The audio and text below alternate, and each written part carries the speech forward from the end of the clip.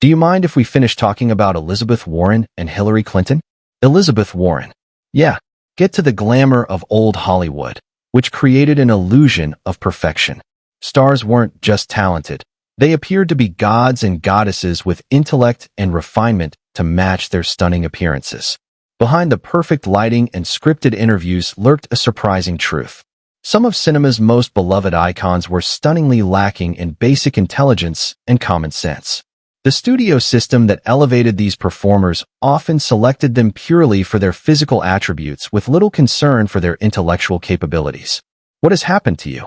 That's how I feel about it. The studios didn't want thinkers. They wanted pretty faces who would follow directions, revealed a former MGM casting director. Intelligence was actually considered a liability. It made them question things, made them harder to control. Today, we're pulling back the curtain on 13 beloved Hollywood legends whose intellectual limitations were carefully hidden from the public. From actors who couldn't remember basic lines to stars who made catastrophic financial decisions, these stories reveal the stunning gap between image and reality. 1. Judy Garland, the voice of genius and the mind of a child. Judy Garland's transcendent performances revealed remarkable emotional depth. Yet, according to those who worked closely with her, Garland displayed a stunning lack of basic knowledge that left colleagues constantly baffled. Judy had extraordinary emotional intelligence when performing, explained a sound technician. But when cameras stopped rolling, she revealed shocking gaps in understanding. She once asked if Australia was in Europe, and she was completely serious. Garland's limited education contributed significantly to these deficits. Assigned to MGM at 13, she received minimal schooling on studio lots, where teachers were primarily concerned with fulfilling legal requirements rather than providing genuine education. The studio tutors were glorified babysitters, revealed a former MGM employee. They were there to satisfy child labor laws, not to teach. Judy could barely write a coherent paragraph by the time she was a major star. This created bizarre knowledge gaps that persisted throughout her career. During the filming of Easter Parade, Garland reportedly asked director Charles Walters when Easter occurred. When told it was in spring, she appeared genuinely confused, asking why it wasn't in December with the other holidays. Garland's mathematical abilities were particularly limited. She struggled with basic financial concepts, contributing to lifelong money problems despite earning millions. A business manager recalled her inability to understand percentages. I tried explaining that 10% of $100,000 was $10,000, and she just couldn't grasp it. Perhaps most concerning was Garland's tendency to believe almost anything she was told. A makeup artist remembered, "You could tell Judy that drinking grapefruit juice while standing on one foot would keep her young forever, and she'd believe it completely." This gullibility made her easy prey for doctors and handlers who administered whatever pills they claimed would help her perform, contributing significantly to the addiction issues that ultimately claimed her life. 2. Errol Flynn, the swashbuckler with an empty scabbard. Errol Flynn embodied dashing adventure in classics like Captain Blood and The Adventures of Robin Hood. His characters outwitted villains and delivered sharp dialogue. The reality, however, reveals one of Hollywood's most startling disconnects between actor and role. Flynn was stunningly ignorant about almost everything, confided a script supervisor. He couldn't locate Europe on a map. Despite being born in Tasmania and living in England before coming to Hollywood, Flynn's educational background was spotty at best. Expelled from multiple schools, he never completed formal education.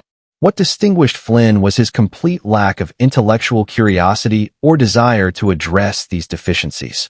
Director Michael Curtis, who helmed many of Flynn's hits, became notorious for simplifying the actor's dialogue.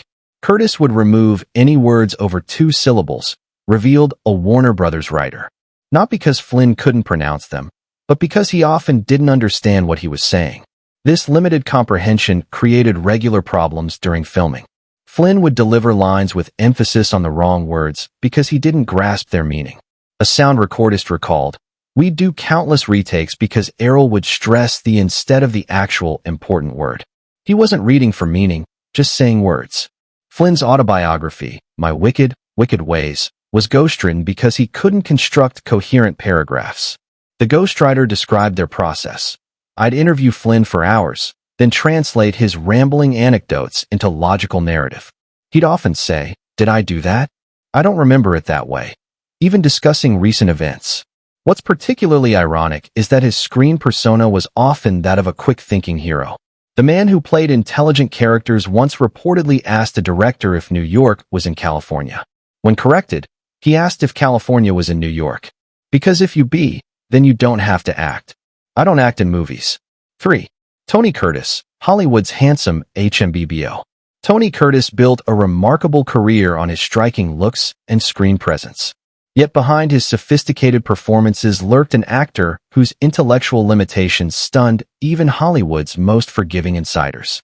Tony could memorize lines brilliantly, but often had no idea what they meant, revealed a director from the 1960s.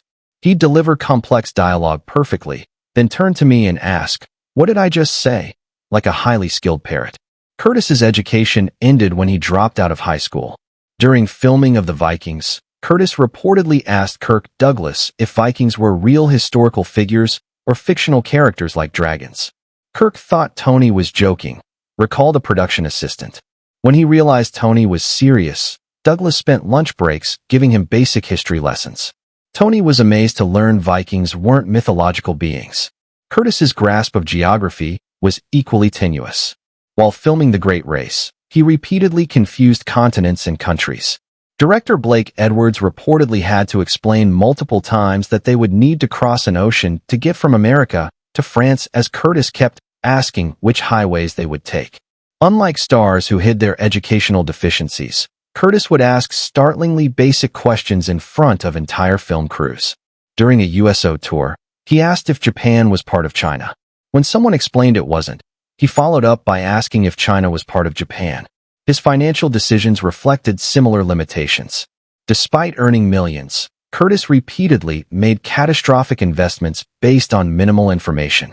A business manager recalled, he once invested $50,000 in a scheme to import sand to Hawaii because someone at a party told him Hawaii was running out of beach sand. He never even asked for a business plan. Despite these limitations, Curtis maintained a successful career. His natural charisma and emotional intelligence compensated for his academic deficiencies, allowing him to connect with audiences even when he didn't fully understand his material.